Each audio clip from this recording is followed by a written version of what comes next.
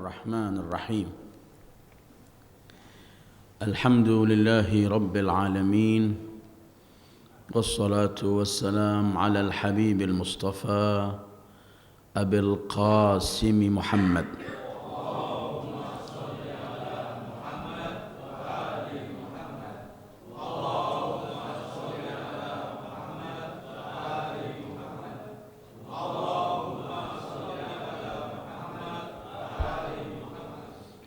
وآله الطيبين الطاهرين وأصحابه المنتجبين ومن تبعه بإحسان إلى يوم الدين اللهم بحق محمد وآل محمد عليك صل على محمد وآل محمد وارزقنا ووالدينا وأزواجنا وأولادنا وذرياتنا من بعدنا حب محمد وآل محمد اللهم أحينا على ذلك وأمتنا على ذلك واحشرنا في زمرة من أحب محمدا وآل محمد مع محمد وآله يا كريم أعوذ بالله من الشيطان الرجيم المال والبنون زينة الحياة الدنيا والباقيات الصالحات خير عند ربك ثوابا وخير أملا صدق الله العلي العظيم أيها الإخوة السلام عليكم ورحمة الله وبركاته.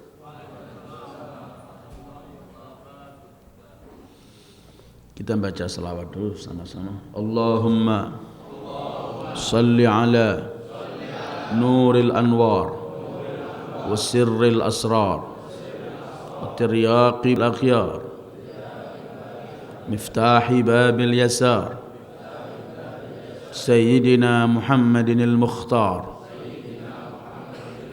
wa alihi al-athhar wa ashabihi al-akhyar adada ni'amillah wa ifdalih.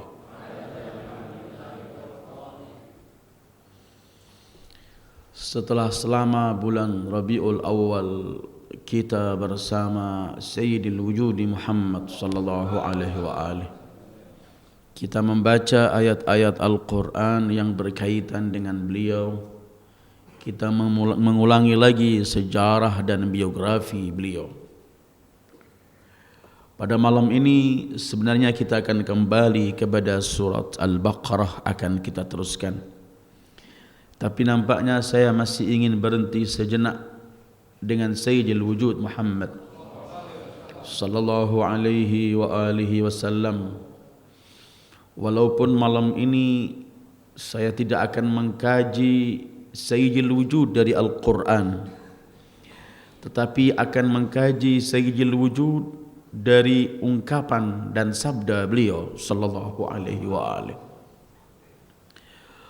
Rasulullah sering menyebutkan kepada para sahabatnya bahwa beliau diberi oleh Allah jawami'ul kalim. Jawami'ul kalim itu ialah kalimat-kalimat yang singkat pendek tapi di dalamnya mencakup segala sesuatu. Itu dimiliki oleh Rasulullah sallallahu alaihi wasallam. Sehingga kata-katanya singkat, padat, singkat, pendek, tapi mencakup bermacam-macam ilmu di dalamnya.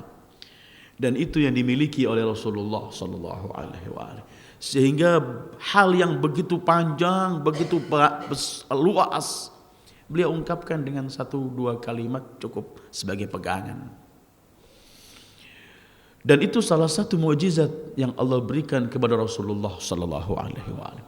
Selain Al-Quran yang beliau miliki, kemarin kan kita baca bahwa lisan beliau dijaga oleh Allah sehingga beliau tidak berbicara kecuali wahyu. Wahyu yang beliau terima dari Allah ada yang melalui Al-Quran, ada hadis qudsi, ada sabda beliau langsung, beliau dengan bahasa beliau tapi kandungan ilmu dari Allah. Yang ingin saya bawa malam ini adalah Rasul ketika memanggil Imam Ali untuk mewasiatkan sesuatu. atau menyampaikan pesan kepada beliau. Kita baca sejarah Rasulullah sallallahu alaihi wasallam atau kita baca di buku-buku al-ahadits, Rasul sering menyampaikan wasiat-wasiatnya kepada orang-orang tertentu. Kepada Abi Dzar masalan, ada sekian puluh, mungkin ratusan wasiat. Kepada Ibnu Mas'ud, kepada Ibnu Abbas, khususnya kepada keluarga beliau, kepada Al-Imam Ali bin Abi Thalib, pada Zahra. Bahkan Al-Hasan wal Husain yang masih kecil sering beliau berikan hal-hal yang khusus untuk mereka sebagai wasiat. Dan kemudian sering pernah Imam Hasan ditanya, apa yang kamu hafal dari datukmu? Beliau mengatakan, saat itu aku mendengarkan spontan datukku sallallahu alaihi wa alihi. Beliau bersabda, da' ma yaribuk ila ma la yaribuk. Tinggalkan dari sesuatu yang kamu ragu kepada sesuatu yang kamu yakin. Pada suatu hari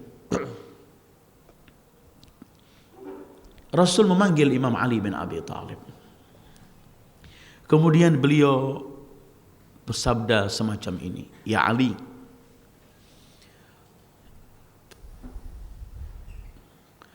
kamu mau gak 600.000 dinar akan kukasih,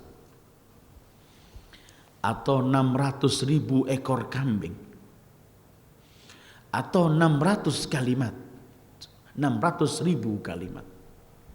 Tawaran beliau, apakah kamu mau saya beri 600.000 dinar atau 600.000 kambing, ekor kambing, atau 600.000 kalimat?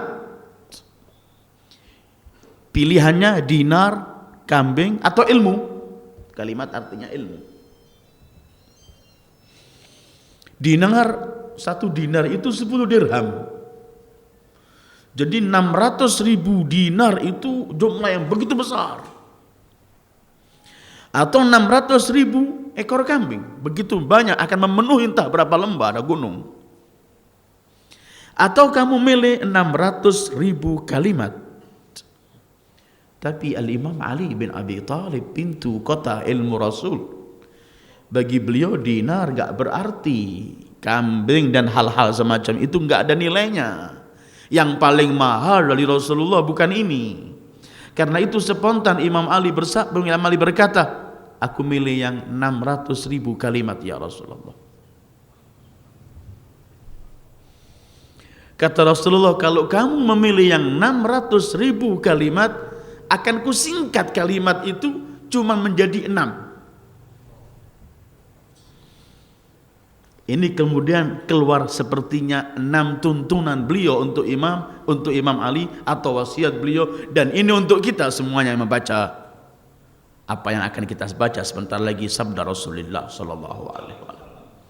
Tapi yang perlu kita berhenti sejenak sebelum kita baca, sebenarnya memang yang termahal bagi seorang mukmin itu ialah ilmu yang bisa menambah wawasan baginya dan bisa lebih mendekatkan diri kepada Allah daripada cuma harta yang akan dimakan dan hilang.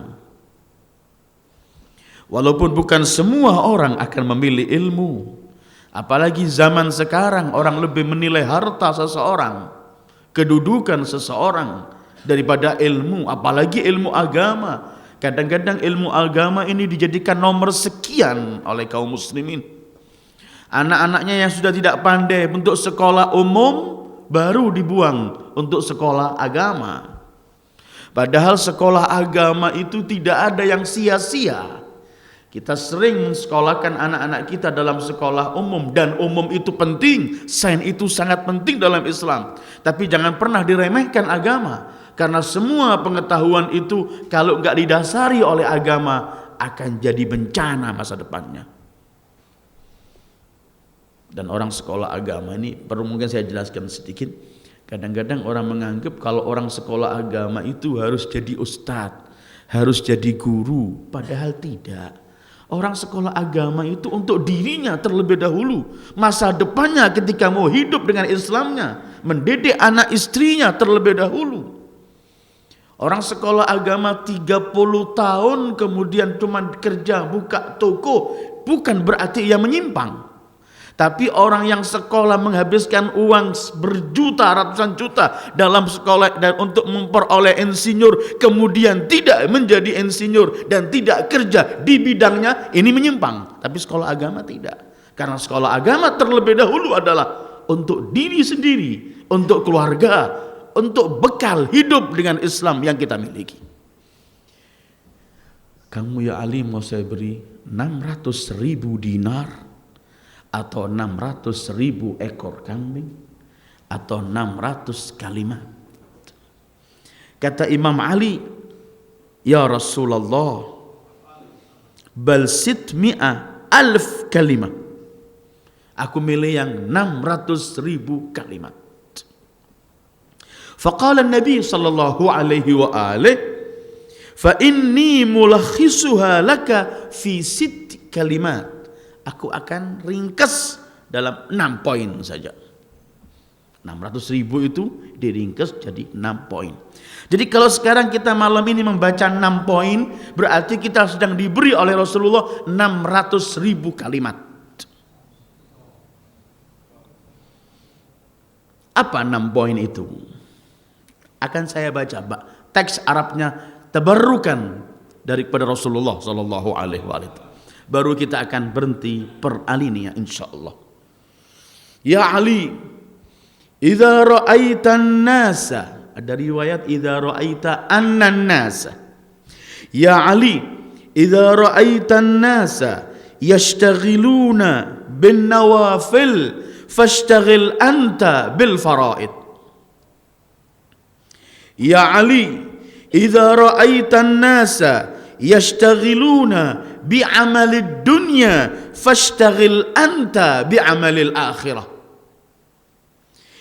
Wa idza ra'aitan nasa yashtaghiluna bi'uyubin nas fashtaghil anta bi'uyubi nafsik. Wa idza ra'aitan nasa yashtaghiluna bitazyinid dunya fashtaghil anta bitazyinil akhirah. Wa idza ra'aitan nasa yashtaghiluna bikathratil amal fashtaghil anta bisafwatil amal. Wa idza ra'aitan nasa yatawassaluna bil khalqi fatawassal anta bil khaliq.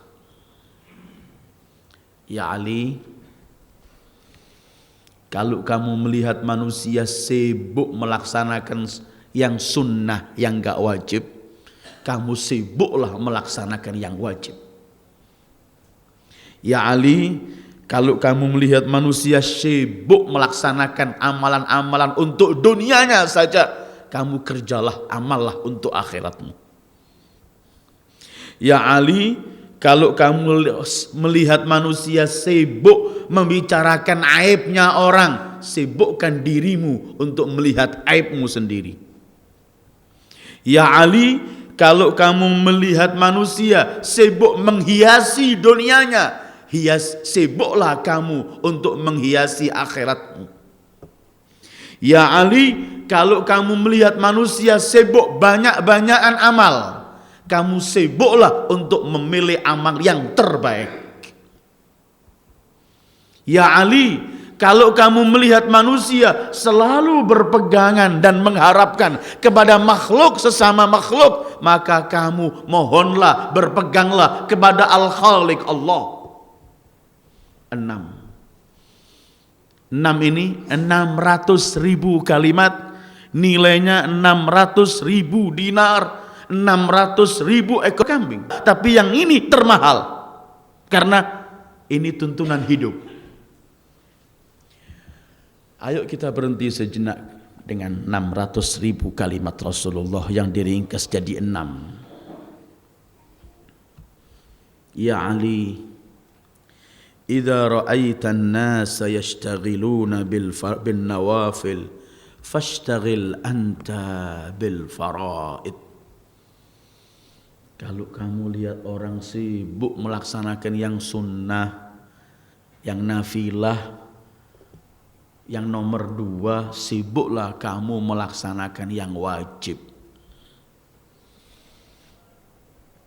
Ayyuhal ikhwah, Rasul sallallahu alaihi wa alihi dalam kitab Wasaya Rasul li Zaujil Batul, wasiat Rasul untuk suami Batul yakni Fatimah, beliau pun pernah menyampaikan hadis kepada Imam Ali sallallahu alaihi wa alihi. Beliau bersabda, "Ya Ali, ada 3 manusia, siapa yang memiliki ada 3 hal, siapa yang memiliki 3 hal ini, dia kelak akan ketemu Allah dan dia termasuk orang yang paling mulia di hadapan Allah." Salah satu 3 itu ialah man atallah bimaftarada alai fahuwa min a'badin nas. Siapa yang melaksanakan semua yang diwajibkan Allah kepadanya, maka ia dihitung oleh Allah orang yang paling ahli ibadah.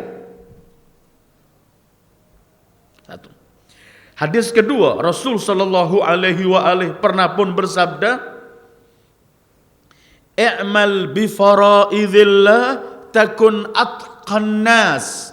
Laksanakan semua yang Allah fardukan, yang Allah wajibkan kepadamu, kamu menjadi dihitung oleh Allah orang yang paling bertakwa. Ketiga, ada hadis qudsi, Allah pernah berfirman, "Ma tahabbaba ilayya 'abdi bi ahab mimma aftaradtu alaihi." Tidak ada seorang hambaku yang mendekatkan diri kepadaku yang lebih kucintai dari melaksanakan apa yang telah kuwajibkan kepadanya. Ayyuhal ikhwah, kita dalam Islam ini ada hal yang wajib, ada yang sunnah. Yang sunnah pun kita nggak boleh remehkan karena pahalanya juga ada. Tetapi harus kita lihat yang wajib harus kita dahulukan daripada yang sunnah. Kadang-kadang orang sibuk dengan hal-hal yang sunnah, melupakan kewajibannya. Bahkan Imam Ali jauh beliau telah menyebutkan, kalau nafilah, hal-hal yang sunnah ini akan membahayakan yang wajib, tinggalkan. Utruk. Contoh, kadang-kadang iblis ini, laknatullahi alaih, kadang-kadang iblis itu mengajak kita tahajud. Ngajak, dibanguni kita oleh iblis kadang-kadang. Tujuannya supaya kita bangun malam, kan kita ini pahala besar, bangun malam pahala yang di sisi Allah. Tapi nanti mau subuh kita dingantukkan sehingga sholat subuhnya telah matahari terbit. Yang ini kita kerjakan, kalau kita nggak kerjakan nggak dosa, tapi yang wajib ini kita sia-siakan. Lah bagaimana akhirnya? Enggak perlu nawafil, bukan. Laksanakan nawafil, tapi jangan sampai nawafil kita letakkan yang paling atas sementara kewajiban kita lupakan. Ada orang Badui datang pada Rasulullah dari dusun. "Ya Muhammad, Islam ini apa yang kamu bawa ini?" Rasulullah amal ajarkan syahadat, salat 5 waktu, ada puasa bulan Ramadan, ada haji kalau kamu mampu, ada zakat kelebihan dari hartamu. Terus itu kewajiban kata Rasulullah. Kata Badui ini, "Wallahi la azidu wala angkus." Ana mau mempraktekkan ini dok ya Rasulullah. Ana nggak mau nambah, nggak mau ngurangi. Cukup itu. Di sana kan banyak sunnah. Orang ini ketika mengatakan wallahi la azidu wala anqus, ana cuma mengikuti, aku mengikuti apa yang kamu katakan aja. 5 waktu salat cukup itu, yang lainnya enggak. Terus dia keluar.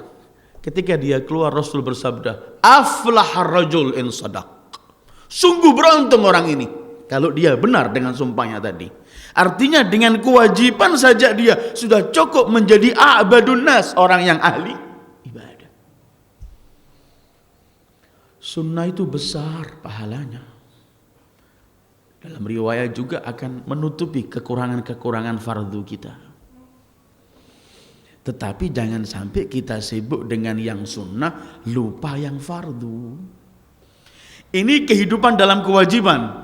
Ada dalam kehidupan kita hal-hal yang nomor sekian kita anggap yang terdepan, sementara yang paling wajib kita lupakan. Dan kadang ada orang marah kalau meninggalkan sesuatu yang mungkin duduknya keliru, cukup ditegur saja selesai. Lihat duduknya orang ditegur dengan keras seakan-akan dia melakukan dosa, tapi orang yang sama yang negor itu sebentar lagi bangun berjabatan tangan sama wanita bukan muhrimnya, dianggap biasa. Yang wajib, yang ketentuan dari Allah, yang harus ditinggalkan hukum Allah yang haram dianggap biasa, yang sunnah ini dikejar harus. Kita makan, minum dengan tangan kiri, itu berarti nggak mengikuti sunnah Rasul. Kalau Anda minum dengan tangan karena mengikuti sunnah Rasul, tapi bukan berarti yang minum tangan kiri sudah melakukan dosa. Kadang-kadang kita keras dalam ini, tapi hal yang lain kita lengah. Kewajiban sholat lambat, berjabatan tangan bukan muhrim kita biarkan, waktunya zakat nggak ngeluarkan hal-hal kata Rasulullah, ya Ali, kalau kamu lihat orang sibuk dengan melaksanakan hal-hal yang sunnah nafilah, kamu sibuklah terlebih dahulu melakukan yang wajib.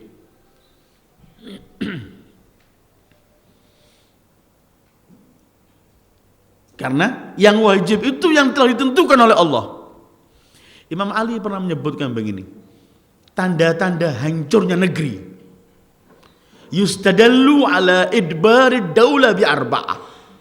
Tanda-tanda akan hancurnya negara, mungkin organisasi, satu yayasan dan semuanya, bi arba'ah, karena 4 faktor. Pertama, taqdimul furu' wa ta'khirul usul. Sibuk melaksanakan hal-hal yang sepele, melupakan hal-hal yang wajib. Yang sepele dicari-cari, yang wajib nampak ini nggak dilaksanakan. Ketiga, takdimul aradil wa ta'khirul afadil. Keempatnya, ketiga, orang-orang yang keji, orang-orang yang kotor diangkat sanjung dijadikan pemimpin, orang-orang yang mulia diletakkan di belakang. Kalau sudah itu negara, itu saat kehancuran menurut Imam Ali. Ini bukan cuman urusan kewajiban kita daripada Allah, tapi dalam kehidupan sehari-hari harus kita tahu al-ahamma fal muhim. Mana yang lebih penting dulu, baru yang penting. Jangan sampai sibuk dengan hal-hal yang kurang penting, melupakan yang penting. Satu contoh, keutuhan umat Islam, kejayaan Islam ini jauh lebih penting daripada urusan partai, mazhab, aliran dan semuanya. Jangan sampai kita sibuk habis waktu dari hal-hal yang kurang penting sehingga kita menghancurkan yang penting.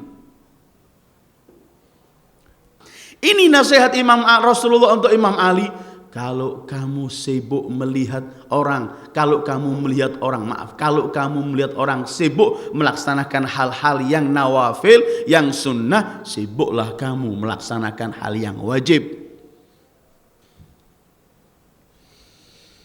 Ini yang perlu kita miliki pertama, bahwa harus kita memahami apa yang lebih penting, baru kita mencari yang berikutnya.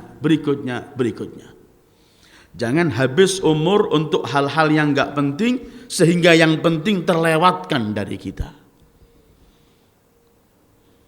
Hal-hal yang furu kita bicarakan habis. Ini kunut atau enggak sholatnya. Jangan sibuk. Yang enggak sholat itu kamu tegur. Ini caranya sholat kok begini. Jangan sibuk. Yang enggak sholat kamu tegur. Begitu. Hal-hal idza ra'aitan nasa yastaghiluna bin nawafil fashtagil anta bil faraid. Kedua, wa idza ra'aitan nasa yashtaghiluna bi 'amalid dunya fashtagil anta bi 'amalil akhirah. Kalau kamu melihat manusia sibuk cuman urusan dunia, sibukkanlah dirimu ngurusi akhirat. Dunia akhirat selalu kita bicarakan. Apa sebenarnya? Apakah kita enggak boleh melakukan hal-hal untuk dunia kita?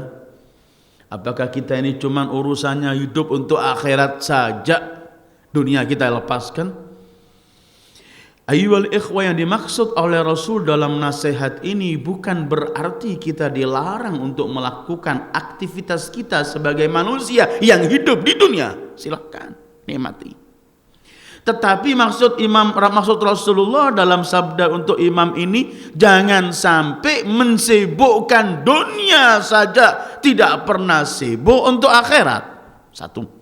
Kedua, sebenarnya kesibukan dunia itu bisa kita jadikan juga sebagai kesibukan akhirat ketika kita warnai amal kita dengan niat yang baik, dengan tujuan yang baik, itu akan ada hasilnya di sana.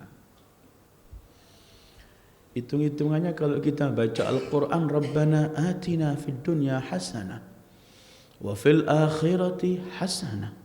Kita dituntun oleh Allah untuk minta di dunia baik, di akhirat baik. Tapi kita di waktu yang sama diberitahu oleh Allah bahwa nilai akhirat jauh lebih berharga daripada nilai dunia. Maka jangan sampai memberikan porsi yang sama untuk yang murah dengan yang mahal. Jangan sampai sama, harus ada berbeda. Al-Quran gamblang mengatakan, walal akhiratu khairun laka minal ula. Ayat lain, khairun wa abqa.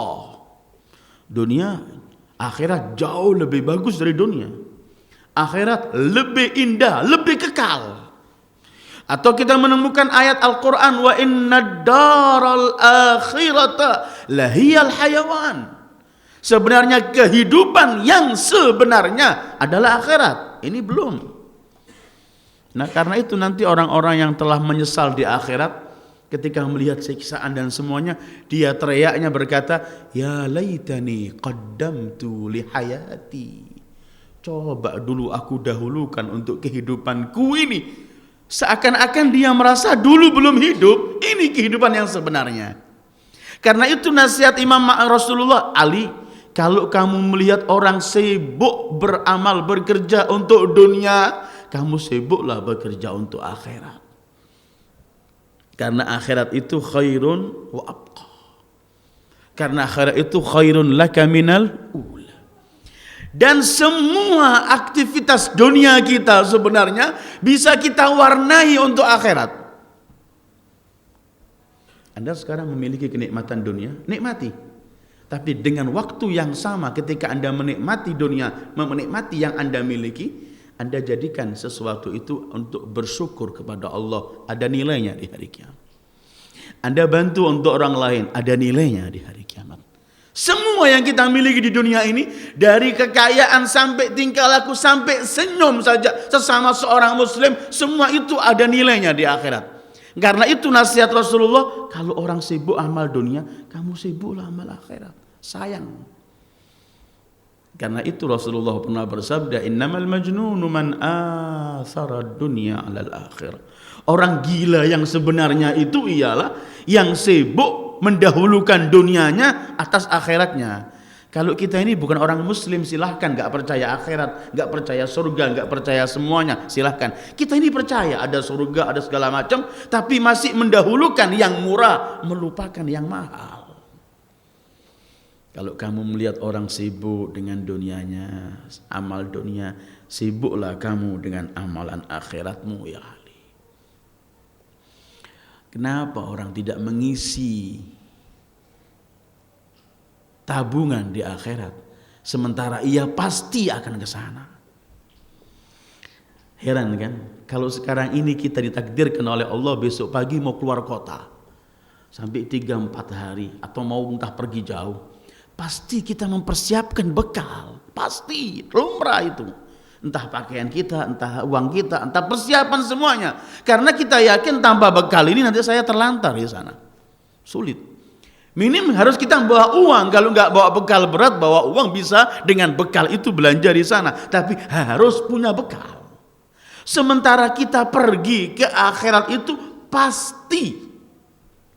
Sekarang kalau saya berkata sama kawan saya, sama saudara saya berkata, besok pagi saya mau ke Jakarta, saya sudah beli tiket. Besok itu bisa juga nggak pergi saya, belum pasti. Walaupun sudah ditata rapi, bisa saja entah ada keluarga yang sakit, entah ada pesawatnya diundur, entah ada bermacam-macam ketentuan belum pasti. Sementara yang pergi pasti itu adalah ke akhirat, pasti. Tapi persiapan kita jarang, sementara yang pasti. Karena itu Imam Ali dinasihati, Kalau orang sibuk dengan amalan dunianya, sibuklah kamu dengan akhirat.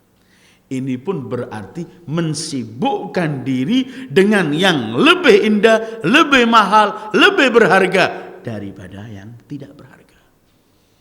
Jadi dunia ini kalau enggak kita jadikan wasilah untuk akhirat, maka kita akan tersiksa dengan dunia ini. Tapi kalau dunia ini kita jadikan wasilah, maka kita akan memperoleh keuntungan di dunianya dan keuntungan di akhiratnya. Karena itu orang yang takut mati itu menurut Rasulullah, menurut hadis-hadis Rasulullah dan sabda-sabda para imam, orang yang takut mati itu urusannya cuman tidak pernah nyetor ke sana, maka takut pindah ke tempat sana. Dia anggap di sana itu nggak ada stornya, nggak ada tabungannya, dia takut. Kalau banyak tabungannya di sana, kapan saja diajak pergi ke sana dia berangkat karena sudah punya tabungan. Ya Ali, idza ra'aitan nasa yashtaghiluna bi'amalid dunya fashtaghil anta bi'amalil akhirah. Kalau kamu melihat orang sibuk dengan mengamalkan untuk dunianya, sibuklah kamu dengan amalan akhirat. Ketiga, idza ra'aitan nasa yashtaghiluna bi'uyubin nas fashtaghil anta bi'uyubi nafsik. Ya Ali, kalau kamu lihat manusia sibuk dengan mencari aibnya orang-orang lain, kesalahan orang lain, kamu sibuk sendirilah dengan aibmu sendiri. Ini yang harganya 600.000 dinar ini. Semacam ini kalimatnya. Orang kadang-kadang sibuk cuman menilai kesalahan orang, menilai kekurangan orang, sibuk dengan kesalahan orang, seakan-akan kita maksum gak pernah salah. Di Nahjul Balaghah Imam Ali pernah mengatakan, aku kadang-kadang heran dengan orang yang sibuk dengan kesalahan-kesalahan orang, dengan aibnya orang, seakan-akan ia gak pernah punya aib dan gak pernah punya salah. Siapa kita selain maksumin yang gak punya salah? Semua kita punya aib. Itu selalu kita berdoa, ya sattarul uyub, wahai yang selalu menutup aib, ustur auratina wa uyubana. Kalau kamu melihat orang sibuk dengan aibnya orang, kamu sibuklah dengan aib dirimu sendiri. Orang yang sibuk dengan aib dirinya sendiri, mencari kekurangan dirinya, menghitung kekurangan demi kekurangan yang ada pada dirinya di hadapan Allah, dia nggak akan punya waktu mengoreksi orang. Tapi orang yang selalu sibuk mengoreksi kesalahan orang, dia akan lupa dengan aibnya sendiri. Wa na'udzubillah. Allah kan berfirman, qu anfusakum wa ahlikum nara. Allah enggak mengatakan jaga orang-orang itu, sebarkan aib-aib mereka itu supaya orang lain tahu, enggak. Tapi Allah berfirman, qu anfusakum, selamatkan dirimu. Kemudian wa ahlikum, keluargamu dari api neraka. Atau ayat lain, alaikum anfusakum la yadhurrukum man dhalla idza tadaitum. Kamu dirimu sendiri urusi. Gak pernah merugikan kamu kalau orang melakukan kesalahan selagi kamu masih hidup dalam kebenaran. Amal ma'ruf nahi mungkar itu tetap ada. Tapi kita gak diminta pertanggungjawaban oleh Allah. Kenapa kamu diam saja, ini aib semacam ini? Kenapa kamu? Itu enggak. Dia antara dia sama Allah. Kewajiban kita kalau mau menegur, negur dengan cara baik. Setelah itu selesai. Gak perlu sibuk aibnya orang. Alaikum anfusakum la yadhurrukum man dhalla. Tidak pernah merugikan kalian siapa orang yang sesat, idza tadaitum, selagi kamu masih dalam posisi hidayah dan petunjuk Allah. Bahkan menurut hadis Rasulullah, orang yang menyebut-nyebutkan aib orang, dia belum mati akan dibongkar aibnya oleh Allah.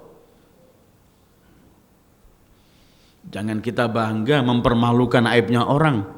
Belum tentu besok atau lusa aib kita dibongkar. Siapa orang yang gak punya aib?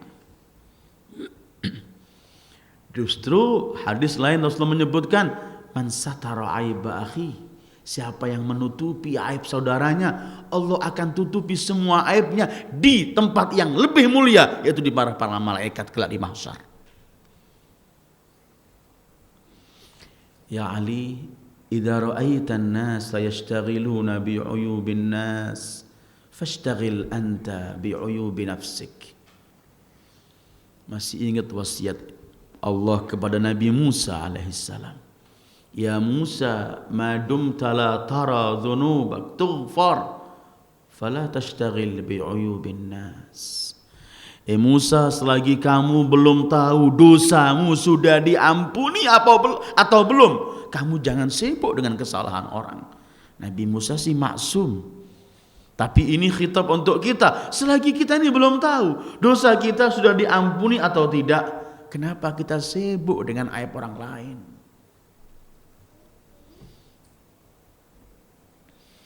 Imam Ali Zainal Abidin pernah dicaci maki orang. Habis beliau diam di depan para sahabatnya. Para sahabatnya marah. Orang itu setelah puas mencaci, pulang orang itu pergi. Imam Ali kemudian berkata pada sahabatnya, ayo aku akan pergi ke rumah yang mencaci tadi. Kamu dengarkan apa yang aku akan lakukan. Mereka semua semangat. Ini pasti akan membalas. Habis dia. Pergi Imam Ali Zainal Abidin. Sampai sana ditegur, mengucapkan salam. Imam mengatakan, tadi kamu mengatakan kepadaku begini. Kalau memang benar, mudah-mudahan Allah mengampuni semua kesalahanku yang kau sebut tadi. Kalau tidak benar semua itu, mudah-mudahan Allah mengampuni kesalahanmu. Assalamualaikum, ditinggal. Gak perlu tahu aibnya orang. Ada apa? Biar antara dia sama Allah. Kita saja menangisi aib kita di hadapan Allah di malam hari, supaya ditutup oleh Allah dan diampuni dosa kita, daripada sibuk sama aibnya orang lain. Orang yang selalu sibuk dengan aibnya orang lain itu, ia diungkapkan atau tidak, sebenarnya dia ingin menepuk dadanya. Aku orang yang suci, gak pernah punya aib. Padahal siapa? Ya Ali, idza ra'aitan nasa yashtaghiluna bi 'uyubin nas, fashtaghil anta bi'uyubi nafsik. Ayyuhal ikhwah, kalau orang mau duduk merhitungkan dirinya, dia akan lebih banyak merintihi dan menangisi dirinya daripada sibuk membicarakan orang lain. Para imam ahlul bait memberikan contoh yang indah pada kita dalam munajat-munajat mereka, sementara mereka orang-orang yang dekat kepada Allah. Tidak melakukan aib seperti yang kita lakukan. Gak memiliki aib-aib seperti yang kita miliki dalam gudang-gudang aib yang ada pada kita. Tapi mereka dalam kesucian mereka, selalu mereka menghisap diri mereka, merintihi dan menangisi diri mereka, dan selalu mengatakan, ya satharul uyub, wahai zat yang selalu menutup aib, tutuplah aib. Ini ketiga. Keempat, ya Ali, idza ra'aitan nasa yashtaghiluna bitazyinid dunya, fashtaghil anta bitazyinil akhirah. Ya Ali, kalau kamu lihat manusia lagi sibuk menghiasi dunianya, hiasilah akhiratmu. Allah. Bagaimana kita menghiasi akhirat kita? Kalau kamu sibuk orang bekerja untuk dunianya, sibuklah kamu bekerja untuk akhiratnya. Kalau ini tidak. Kalau kamu sedang lihat manusia sibuk menghiasi dunianya, sibuklah kamu untuk menghiasi akhiratmu. Kalau kita ini yakin punya istana kelak di surga, akan memperoleh janji Allah di surga, ayo kita hiasi. Kita belikan perabot-perabot di istana kita sana. Kita pasang hal-hal yang indah untuk perabot rumah kita. Kita toto yang indah. Dan semua itu bahan bangunannya seperti yang pernah kita bawa dari sini. Zina, hiasan dunia. Ayat yang saya baca pertama tadi, Allah dalam surat Kahfi pernah menyebutkan al-malu wal banuna zinatul hayatid dunya wal baqiyatus salihatu khairun 'inda rabbika thawaban wa khairun amala. Harta, anak laki, hiasan kehidupan dunia. Sementara amal-amal soleh yang akan kekal membarengi kita di akhirat itu lebih baik pahalanya dan lebih diandalkan untuk hari esok. Hiasan. Sebenarnya sih Allah nggak pernah mengharamkan kepada kita untuk menikmati hiasan dunia, tidak. Seperti tadi Allah nggak mengharamkan kita menikmati isi dunia, tidak. Tapi jangan sampai kita hias hal yang akan kita tinggal. Sementara yang akan kita tempati, kita lupakan. Kalau Anda transit satu terminal 3-4 jam untuk pergi ke tempat lain tujuan Anda, jangan dihabiskan semua bekal Anda dan uang yang Anda miliki dalam 4 jam di tempat transit ini, karena ini bukan tempat Anda. Tempat Anda sebenarnya di sana, lebih baik dibawa untuk di sana.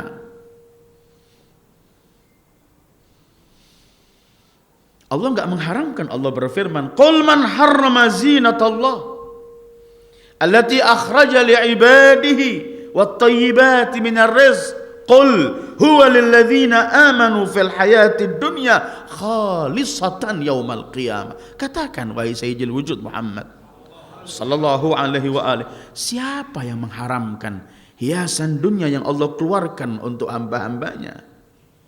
Wat-tayyibat minar rizq, siapa yang mengharamkan rizki-rizki yang enak? Siapa? Katakan semua itu adalah untuk orang-orang yang beriman. Dan kelak di akhirat tetap hanya mereka yang menikmati. Di dunia bisa semua menikmati, yang mukmin, yang kafir. Tapi di akhirat khalisatan yaumal qiyamah, hanya untuk mereka. Silakan. Tapi kapan kita berhias? Untuk siapa kita berhias? Kalau kita menghias untuk menghina si miskin, maka kita akan berhadapan dengan pemberi nikmat. Allah sangat murka orang yang meremehkan dan menghinakan orang miskin karena congkak dengan kekayaan dan hiasan dunia yang ia miliki. Pernah Allah berkhitab pada Ibrahim, "Ibrahim, hormati tamuku seperti kamu menghormati tamumu. Akrim dhaifi kama tukrim dhaifak." Kata Ibrahim, "Ya Rab, wa man dhaifuk?" Siapa tamumu ya Allah? Kullul haqiril miskin. Setiap orang yang terhina, yang miskin di hadapan manusia, itu tamuku. Hormati titipan Allah. Kita berhias boleh, tetapi bukan untuk meremehkan orang. Karena hiasan kita nanti akan saya sebutkan. Apa sih sebenarnya hiasan kita? Kalau hiasan dunia memang macam-macam. Inna ja'alna ma'alal ardi zinatan laha. Semua kemewahan hiasan ini hiasannya dunia. Hiasan kita sebenarnya apa? Ada. Nanti saya sampaikan. Tapi Allah tidak mengharamkan. Qul man harrama. Justru Allah menyebutkan dalam Al-Quran, ambil seluruh hiasanmu. Ya bani Adam, khudhu zinatakum inda kulli masjid. Pergunakan semua hiasanmu, tapi dalam menuju untuk bersujud di hadapan Allah. Entah itu artinya masjid atau semua tempat untuk kita mengabdi kepada Allah, gunakan hiasanmu.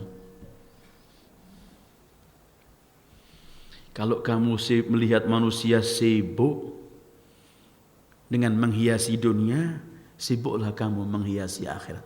Dalam Al-Quran pun Allah pernah, dalam surat Kahfi, Allah melarang Rasulullah sibuk dengan hiasan orang-orang kafir di dunia ini. Wala ta'adu aynaka anhum turidu zinatal hayatid dunya. Jangan sampai kamu melihat mereka, matamu melihat mereka, karena mereka dengan apa? Hiasan dunia yang mereka miliki. Jangan. Justru Allah lebih gamblang lagi, Al-Quran melarang Rasulullah terpukau melihat kekayaan orang-orang kafir. Wala tu'jibka amwaluhum wala auladuhum. Innama yuridullah an yu'adzibahum biha fil hayatid dunya wa tazhaqa anfusuhum wa hum kafirun. Dalam 55 Taubah dan 85 setelah At-Taubah juga ada 2 ayat Allah menyebutkan jangan kamu sibuk terpukau dengan harta anak mereka. Allah ingin menyiksa mereka dengan harta mereka di dunia ini. Hiasan, apa sebenarnya hiasan yang harus kita miliki? Soalnya kita kan punya musuh yang selalu menghias tipu dayanya. Musuh kita itu namanya iblis, yang pernah kita kaji dalam tafsir kita. Dia pernah bersumpah di hadapan Allah.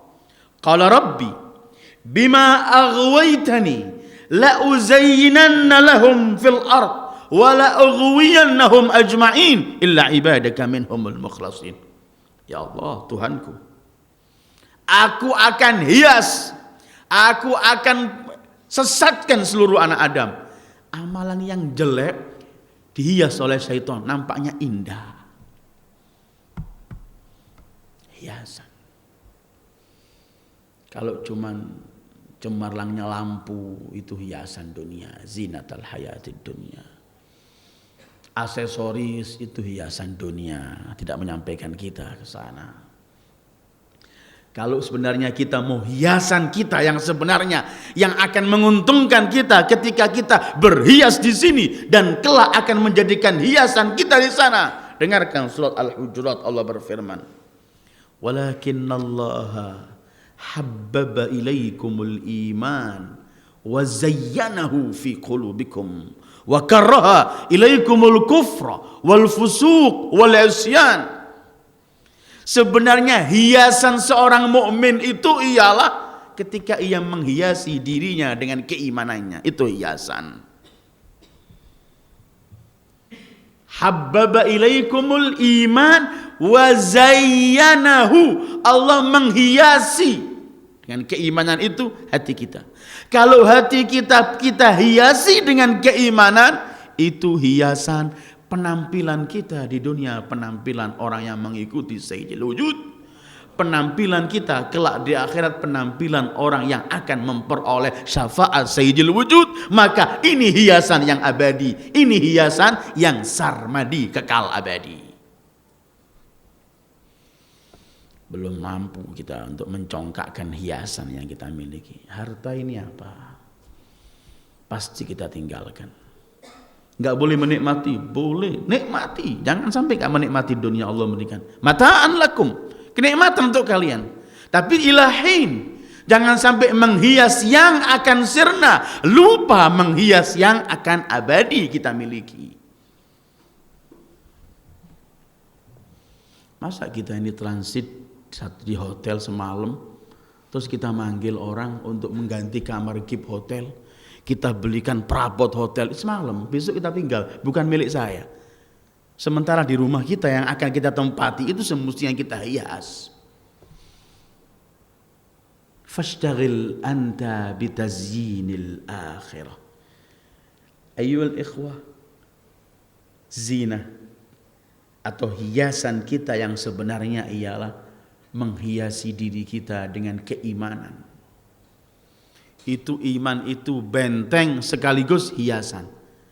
Orang mukmin penampilannya indah apa enggak? Pasti indah. Dan Allah enggak menerima yang enggak indah. Innallaha jamil, innallaha thayyib, la yaqbalu illa thayyib. Allah ini yang thayyib, indah, baik, tidak menerima kecuali yang baik. Hatta penampilan zahir. Lihat Allah mendidik Rasul untuk berdakwah. Ya ayyuhal muddathir qum fa'anzir wa rabbaka fakabbir. Wah, ada perintahnya nanti wa thiyabaka fatahhir. Baik baju yang zahir sucikan, baik hati yang batin sucikan, penampilan. Ada orang datang di zaman Rasulullah kumus-kumus kata orang Jawa. Compang-camping bajunya, kotor. nggak menghias sama sekali dirinya. Panggil Rasulullah, apakah kamu nggak punya sesuatu? Wah, semua macam kekayaan dunia aku punya ya Muhammad. Kenapa kamu nggak gunakan? Innallaha yuhibbu an yura athara ni'matih. Allah itu senang kalau hambanya menggunakan apa yang Allah berikan kepadanya. Saat memiliki gunakan, tetapi jangan sampai ketika menggunakan ini dengan tujuan meremehkan yang lain atau dengan tujuan untuk membanggakan diri. Imam Ali pernah ditanya, baju yang paling nggak bagus itu apa sih Imam? Baju yang kalau kamu pakai kamu akan congkak di hadapan orang, merasa kamu yang paling, itu bahaya, tinggalkan, pakai yang lain. Padahal beliau juga pernah bersabda, kul ma tashtahi walbas ma yashtahihin nas. Kalau kamu mau makan, cari makanan yang kamu sukai. Tapi kalau kamu mau berpenampilanlah yang disukai orang, supaya orang melihat juga senang. Artinya kita boleh berzina, artinya menghias diri. Zinatud dunya boleh, tetapi tadi itu jangan sampai zinatud dunya ini berhenti di sini, tidak kita gunakan untuk zinatul akhirah. Justru kalau sebenarnya harus kita korbankan antara dua kenikmatan, antara dua hiasan, antara dua pekerjaan yang dunia atau akhirat, apabila dihadapkan untuk memilih salah satu, pasti yang kita pilih sana, karena ini lebih murah. Ada seorang sufi pernah berkata, kalau dunia itu dari emas tapi akan sirna dan hilang, akhirat itu dari pecahan batu, kata orang Jawa kreweng, tapi kekal. Aku milih yang khazaf yabqa ala dhahabin yafna. Aku pilih batu yang akan kekal ini daripada emas yang sirna. Apalagi kalau dunia itu khazafun yafna wal akhirah dhahabun yabqa. Kalau harus pilih, gak pakai, gak perlu mikir, sudah gamblang. Walal akhirah khairun laka minal ula, dan semuanya yang ayat yang saya sampaikan kali. Ya Ali, idza ra'aitan nasa yashtaghiluna bitazyinid dunya fashtaghil anta bitazyinil akhirah. Ya Ali, kalau kamu melihat manusia sibuk menghiasi dunianya, sibuklah kamu untuk menghiasi akhiratmu. Kelima, ya Ali, idza ra'aitan nasa yashtaghiluna bikathratil amal fashtaghil anta bisafwatil amal. Ya Ali, kalau kamu melihat orang sibuk banyak-banyakan amal perbuatan, sibuklah kamu mencari amalan yang terbaik. Intinya beramal banyak itu baik kalau ada nilainya, tapi kalau nggak ada nilainya nggak ada artinya. Karena itu Al-Quran tidak pernah berfirman ayyukum aktsaru amala, tapi firmannya ayyukum ahsanu amala. Allah ingin melihat dari kalian siapa yang terbaik amalnya, bukan yang terbanyak amalnya. Karena belum tentu yang banyak itu baik, apalagi lebih baik. Tapi yang lebih baik pasti bernilai walau sedikit, apalagi baik, terbaik dan banyak. Fabiha wa ni'mat, itu yang terindah. Jadi ya Ali, kalau orang sibuk banyak-banyakan amal, kamu sibuklah cari amal yang bobotnya besar. Intinya orang mendengar pahala tawaf di Ka'bah, Allahu Akbar. Sekali tawaf itu 6.000 pahala, 6.000 diampuni dosa, 6.000 diangkat derajat. Berapa pahalanya itu? Tapi Al-Imam Ali Zainal Abidin di tengah-tengah tawaf ditinggalkan. Ketika muridnya teriak, kenapa kamu tinggalkan? Pahala begini besar, apa yang terjadi? Ada orang yang perlu bantuan, aku bantu orang ini, pahalanya jauh lebih besar daripada tawaf tadi. Cari amalan yang lebih bobot nilainya di hadapan Allah. Apakah kemudian meremehkan tawaf? Tidak, laksanakan. Tapi jangan cuman banyak-banyakan, apalagi nggak bernilai. Kan nanti ada di hari kiamat ini orang banyak amal, tapi oleh Allah dikumpulkan semuanya, kemudian ditiup habis ngamal angin. Faja'alnahu haba'an mansura, habis. Karena apa? Banyak amalannya. Tapi campur riya, campur ujub, campur ini semuanya percuma. Beramal sedikit tapi berbobot. Niat untuk Allah, ikhlas liwajhillah. Walidzalik Rasul pernah bersabda, "Rubba dirhamin sabaqat mi'ata alfa dirham." Kadang-kadang 1 dirham nilainya di sisi Allah lebih dari 100.000 dirham. Tergantung. Kita kalau melihat orang-orang mendengarkan pahala orang sholat di raudhah, begitu besar. Mungkin. Tapi kadang-kadang orang akhirnya kelahi, menyikut orang di raudhah karena ingin mencari pahala. Sementara ketika kamu sajikan kepada orang, ketika kamu membantu orang di situ, memudahkan urusan orang, itu pahalanya jauh lebih besar di hadapan Allah. Kalau kamu lihat orang sibuk banyak-banyakan amal, sibuklah kamu dengan mencari amal yang terbaik. Qaulun ma'ruf wa maghfiratun khairun min shadaqatin yatba'uha adza. Kadang-kadang menolak orang minta dengan ungkapan yang enak, mohon ampun dan memintakan ampun dan semuanya, itu pahalanya lebih besar daripada memberi. Walaupun gak dibuat dalil, lebih baik ditolak dengan baik tapi gak memberi, bukan. Tapi artinya safwatil amal yang diingat Rasulullah. Cari amalan yang terindah, terbaik. Karena itu Al-Quran selalu menyebutkan, alladzi khalaqal mauta wal hayata liyabluwakum ayyukum ahsanu amala. Siapa di antara kalian yang terbaik amalnya? Atau kita menemukan Al-Kahfi, Allah berfirman, innal ladzina amanu wa amilus salihati inna la nudhi'u ajra man ahsana amala. Sungguhnya orang yang beriman dan beramal saleh, kami tidak pernah mensia-siakan pahala orang yang sangat indah dalam amal perbuatannya. Dan kadang amalan yang kecil itu nilainya tinggi di hadapan Allah, memberikan kegembiraan pada seorang mukmin. Sedekah di hadapan orang yang memerlukan.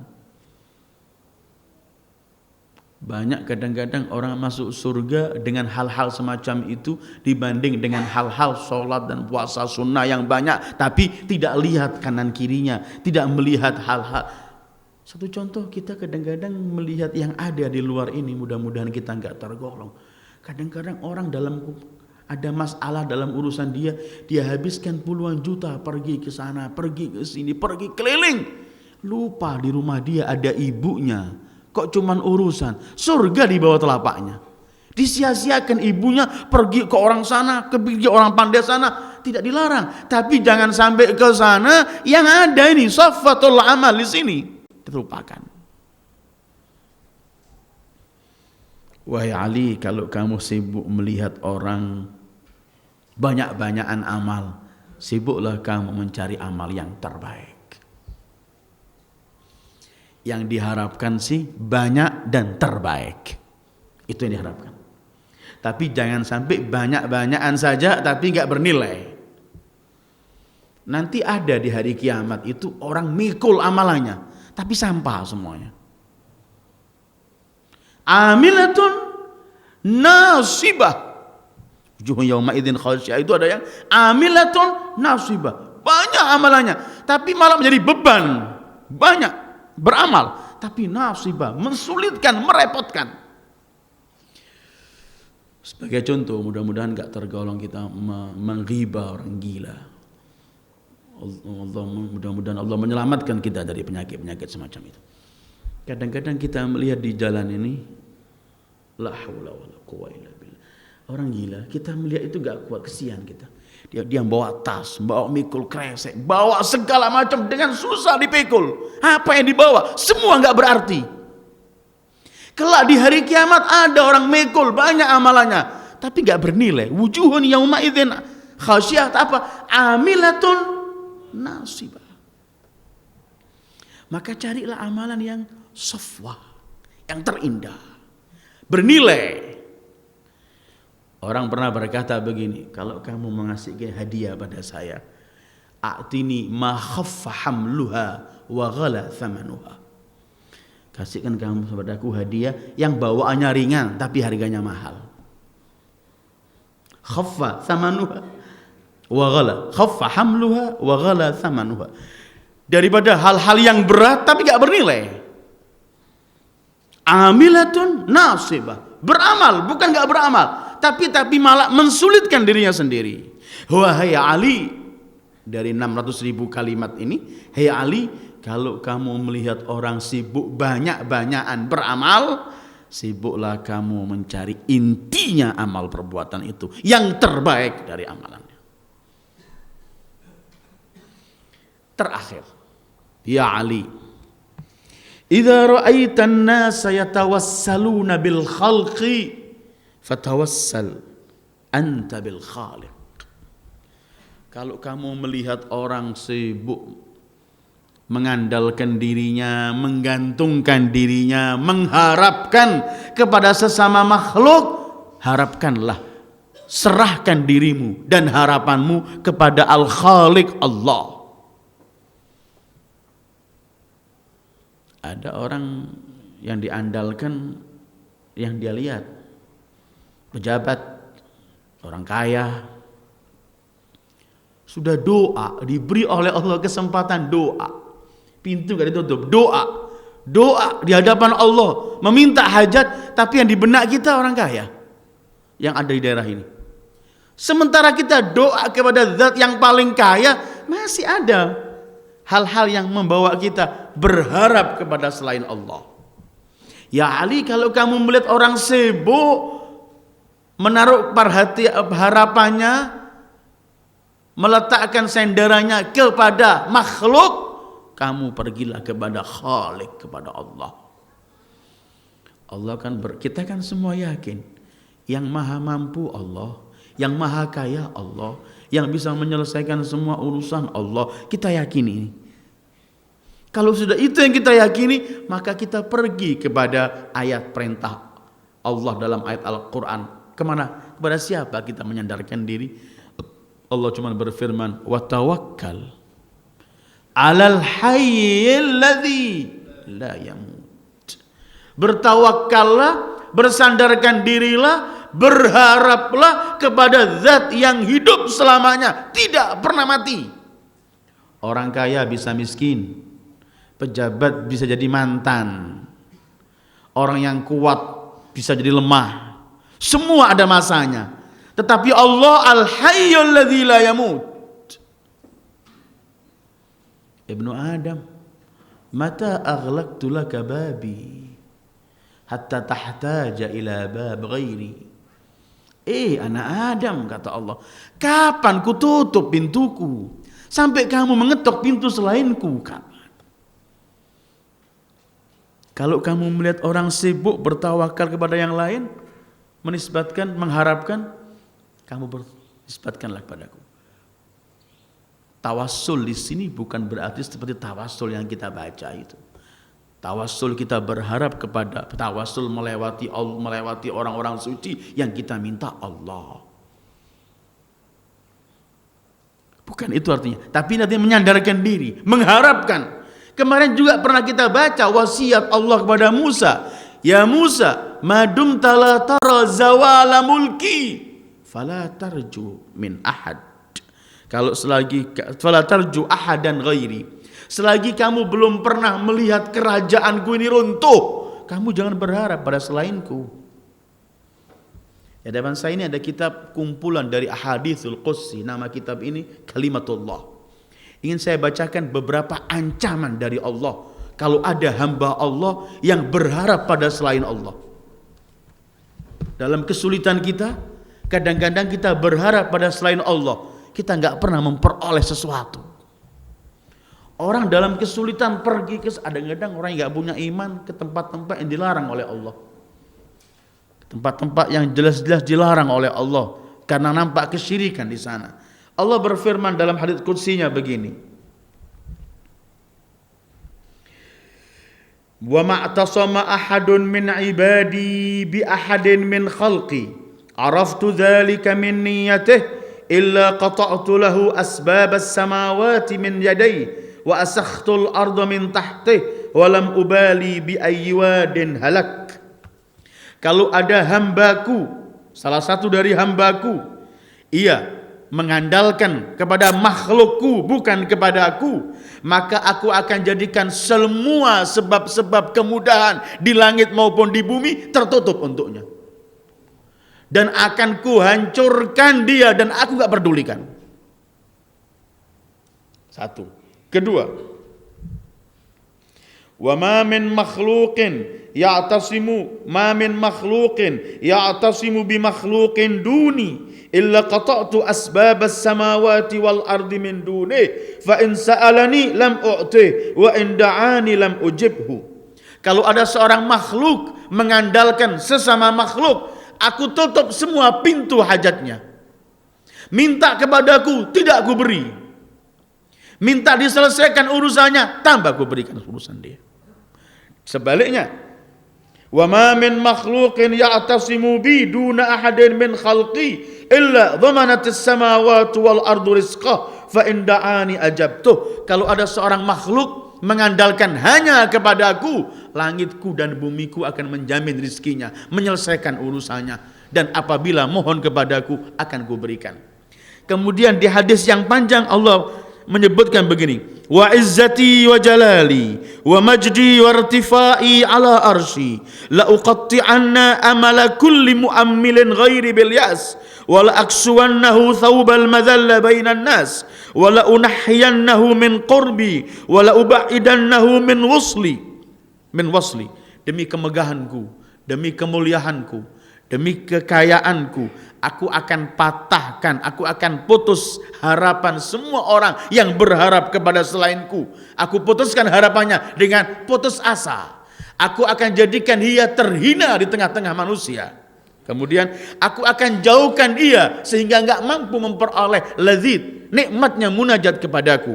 Kemudian aku akan jauhkan dia sehingga enggak bisa berhubungan dan mendekatkan diri kepadaku. Ayu ammalu ghairi fis syada'id wasyada'idu biyadi.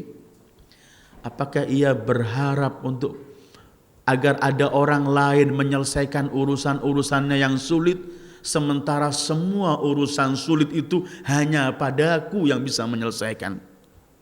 Kemudian wa yarju ghairi wa yaqra'u bil fikri baba ghairi wa biyadi mafatihul abwab wa hiya mughlaqatun wa babi maftuhun liman da'ani faman alladhi ammalani linawaibihi faqata'tu dunaha wa man alladhi rajani li'azimatin faqata'tu raja'ah.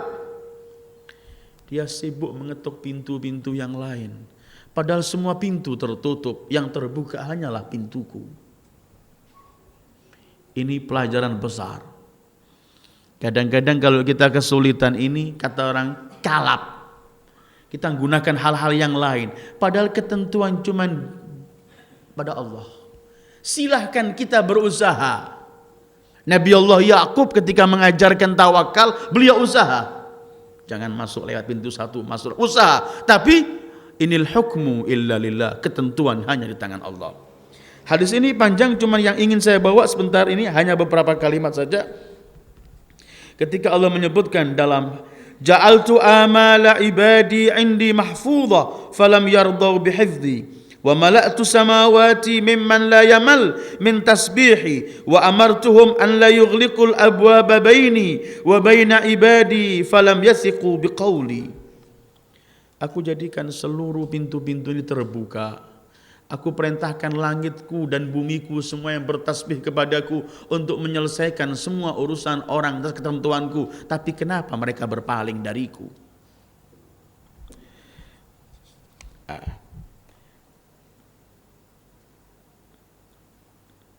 A'taituhu bijudi ma lam yas'alni thumma intaza'tuhu minhu falam yas'alni raddahu wa sa'ala ghairi.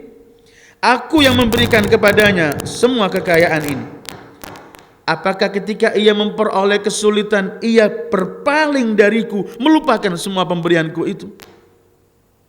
Kemudian ia mencari lain selainku. Abakhilun ana fayubakhiluni abdi. Apakah hambaku menganggap aku kikir sehingga mencari tempat yang lain? Aku berikan mereka sebelum minta. Apakah ketika minta tidak aku berikan? Abakhilun ana fayubakhiluni abdi. Awalaysa la'afu warrahma biyadi. Bukankah pemaaf, perahmat itu hanya padaku? Awalastu ana mahallal amal faman yaqta'uha duni. Bukankah hanya aku yang bisa menyelesaikan semua angan-angan, semua permintaan, semua permohonan? Kenapa harus mencari pada selainku? Afala yakhshal mu'ammilun an yu'ammilu ghairi. Falau anna ahla samawati wa ahla ardi ammalu jami'an thumma a'taitu kulla wahidin minhum mithla ma ammal al-jami' man taqasa min mulki dharrah wa kaifa yanqusu mulkun ana qayyimu faya bu'sa lil qanitin min rahmati wa ya bu'sa liman asani wa lam yuraqibni. Allah menyebutkan di sini, kalau seluruh penghuni langitku dan bumi semua berharap padaku dan mohon kepadaku, kemudian aku berikan semua yang mereka mohon, semua yang mereka harapkan, tidak pernah kurang sedikit pun dari kerajaanku. Terus, maka sungguh celakalah mereka orang-orang yang putus asa dari rahmatku, dan sungguh celakalah orang-orang yang melanggar ketentuanku dan tidak memperhatikan apa yang harus mereka lakukan denganku. Ma'asyiral muslimin, nasihat terakhir tadi itu ialah, kalau kamu melihat wahai Ali orang berharap mengandalkan orang sesama makhluk, kamu berharaplah hanya kepada Allah.